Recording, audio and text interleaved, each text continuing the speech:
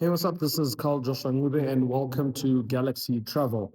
Apologies to all of the listeners today. We were supposed to be doing a phone in, but unfortunately, due to technical challenges that were happening on my side, unfortunately, Star FM were unable to connect to me. So, apologies because I know a lot of you today were looking forward to today's topic. And today's topic is part of a three-part series where we're going to be talking about business ideas in tourism. So, I wanted to hone in today and start off with my favorite thing, rural B&B, which is rural tourism, and talk about some of the different business ideas, how to set them up, and exactly how much money you can make. So let's get started.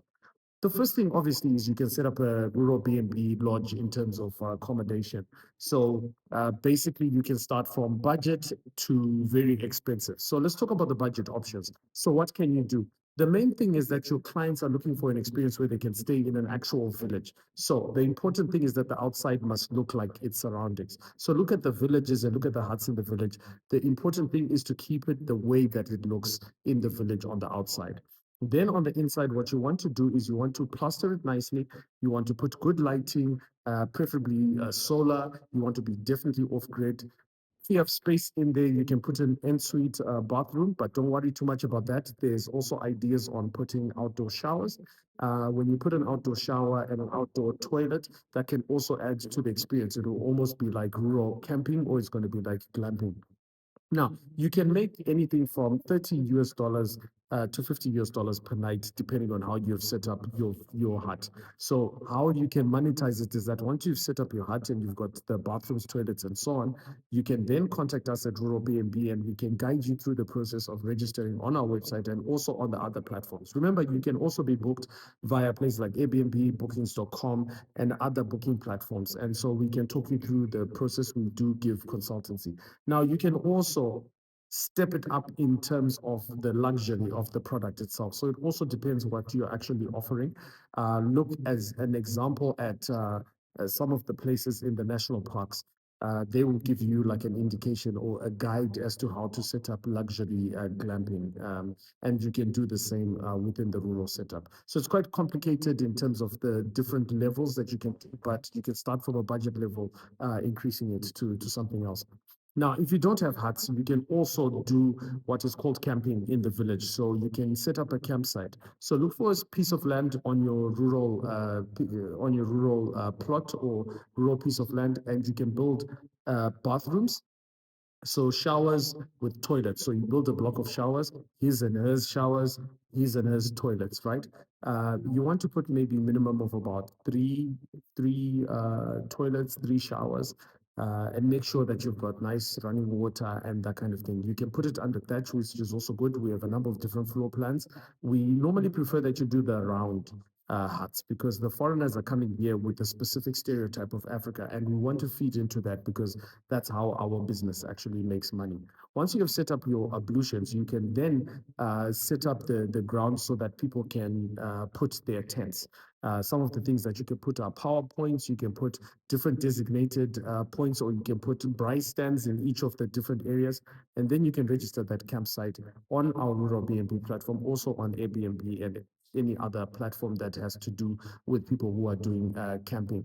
This can be very good for school trips and so on. So people bring their own tent, and so you can charge from $10 per person, who's actually for people to stay in your actual camping site. So if they come with a vehicle, you charge for the vehicle. There's vehicle campers that people can use. They can use their caravans to come onto your campsite. There's a number of different business models. Now, please remember what we're talking about today. You can subscribe to the Rural B&B website where a lot of these business plans also sit. The third thing that you can do is in the village itself, you can do village Scotch cart rides. So village Scotch cart ride would almost be like doing a game drive. Find some interesting points of interest within the village and plot a course. So when people are sitting in the Scotch cart, some things that you're going to need a Scotch cart with nice seating available, preferably that it's cattle drawn, ox drawn, or it's going to be donkey drawn. What you want to do is you want to have a nice seating arrangement. You want to put a cooler box in there with drinks, and you want to have a course where there's different things that people can see, things of interest. So people can take pictures of the different huts as they're going. So speak to people along that particular route. A Scotch cart ride can be charged at 60 US dollars per person. So It's only dependent on how interesting the storytelling is, how good the marketing is going to be, how nice the Scotch cut is. All of those things contribute to the price that you can actually charge. So if you take them through things of note, you can take them to the old woman who makes baskets so they can see, they can go to the local tuck shop so they can get something to drink or something to eat. They can go to see the Sambuku. All of these different places are important on the route so that people are entertained. The Scotch Cut ride should be no longer than 2 hours and should culminate in a beautiful viewpoint where people can actually get drinks. The reason why I charge you $60 is because drinks and food come as part of the package. The other thing that you can do are bush dinners. So bush dinner basically is like setting up a nice restaurant, but in a remote location like a bush. Some of the things that you can do is you can put it in a bush so it's completely isolated, or you can put it where there are huts in the background.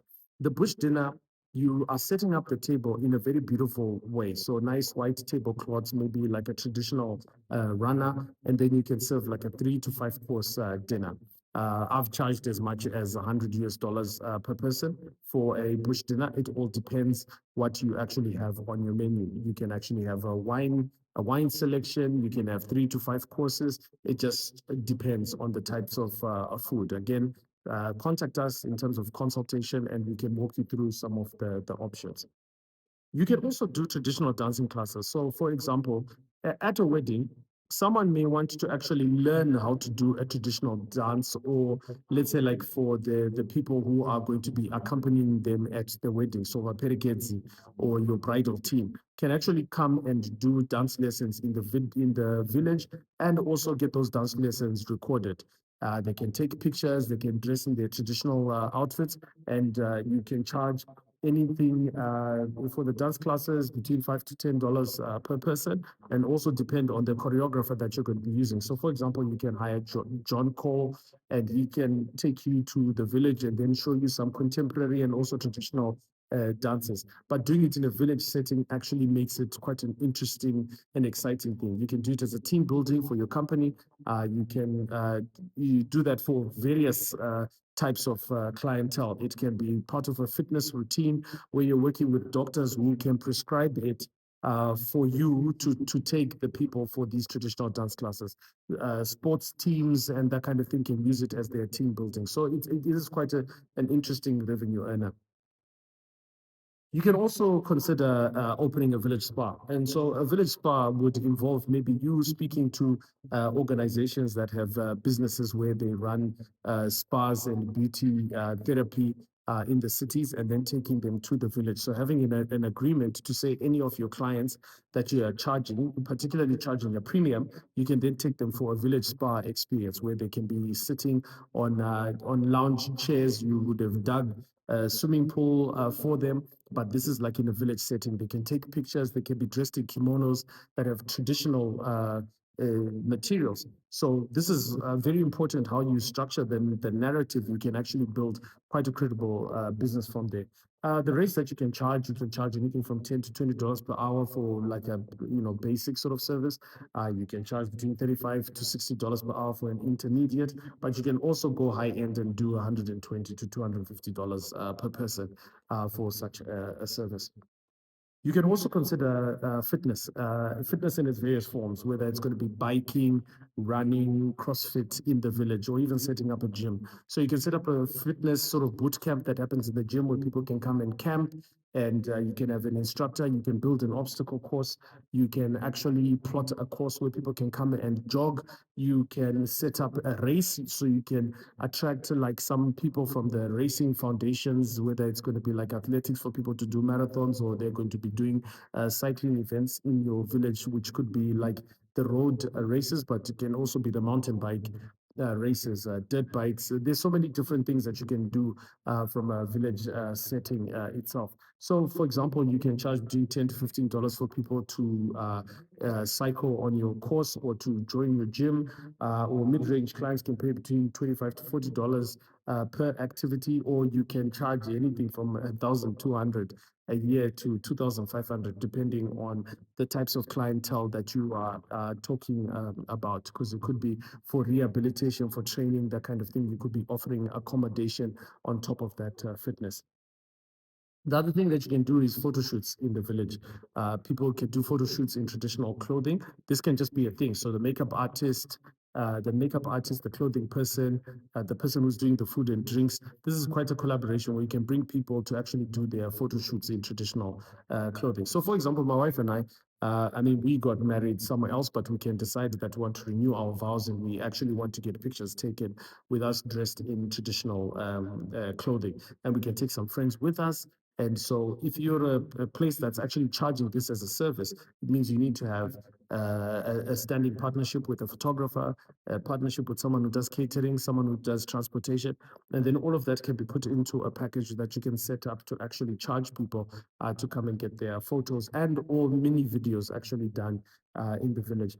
So you can make like for a 30-minute photo shoot, where you get 10 digital photos. You can be paying anything from $30 to $50. That's excluding transportation for mid-range clients. You can get 30 edited photos for $100 to $200. Or if you're a premium client, you can look at 500 to $1,500 for a photo shoot. It all depends how elaborate your photo shoot is going to be. You might get drone shots and then get some photography and video that is actually put there, and it's also edited. So there's quite a lot of things that you can do from that perspective. The last thing that you can also do is to do crafts. When I say the last thing, because I'm only doing like a list of 10. So uh, you can do crafts. So have people come to do basket making, ceramics, carving, brewing. There's so many different things that you can do in the village. So people can be charged between $5 to $10, $20, excluding the raw materials. The mid-range clients can pay anything from $50 to $200 to make ceramics. Maybe you walk away with a plate or a number of plates that are delivered to you after they've been, processed in a kiln. Like we have a very good partner of ours, Nyari, who makes amazing ceramics. So if you look at all of the food pictures that I have, all of the beautiful ceramics that are in are made by Nyari. So for example, you can have or hire a person who does pottery classes in your village, and then when people have made their plates or whatever things that they're making, they can be fired up in a kiln. The kiln is like an oven that's actually used for specific temperatures to cure the plates and the ceramics that you are making. So anyway, that's it from me, Carl Joshua Nube. Stay tuned on our TikTok account where we're actually going to be posting more ideas and stuff that you can do. You can catch up on our series, which is Galaxy Travel on Star FM, which happens every Thursday at 10:40, between 10:40 and 11 o'clock. That's me and Miss V Candy, or me and DJ Eve. So you can catch us on Thursdays. Like I said, this is a three-part series on the businesses that you can do in tourism. Furthermore, you can actually just join our platforms on WhatsApp. So if you WhatsApp the word Academy to 0774 you can be added to my Academy group where I do a number of tutorials and also open up question and answers for people to be able to know. If you're thinking of seriously going into business, we do have a consultancy where we actually charge. It's $150 for a few of the sessions that we do with you, where you get a business plan. We also do some visuals. We employ quite a lot of AI to develop sort of visuals for what your business will look like. And some designs, it all depends on the case study or the work that you're trying to do, and we can help you to realize your rural African dream. Anyway, my name is Carl Joshua Nube, your founder and CEO of Rural PNB. Please excuse the tie and the jacket. Today, I was actually filming an episode of Vault of Voices that we're doing with EcoBank. So we're looking for the best choirs and stuff. And speaking of which, that is the bonus idea that you can do. So imagine if you're a choir and you guys have gotten yourself rural land, but you are creating content where you are posting every day, you guys doing village tasks while you're actually singing with perfect harmonies, and you've got a TikTok account. You can pretty much monetize that content, and then people can then come and watch you perform. So not only would you have like a group between 8 and 15 people, it could be more people. but you can have a standing production where you can build what's called like an amphitheater, which is like an outdoor theater, where you dig a large space and it's kind of terraced. So if you look up amphitheater, you can actually come up with a production where you guys can do quite a lot of singing and people can come and watch you, and your entire choir could be living offsite. So I want you guys to follow our television production, which is Volta Voices, powered by EcoBank, hosted by myself and Tish Mataz, and the judges who are going to be announced soon. And you can actually see some of the choirs that have entered the competition. But please take it seriously. If you've got a choir, really listen to what I've just said in terms of the business that you can actually do within the village. So we'll catch up with you guys later. Thank you so much for joining us.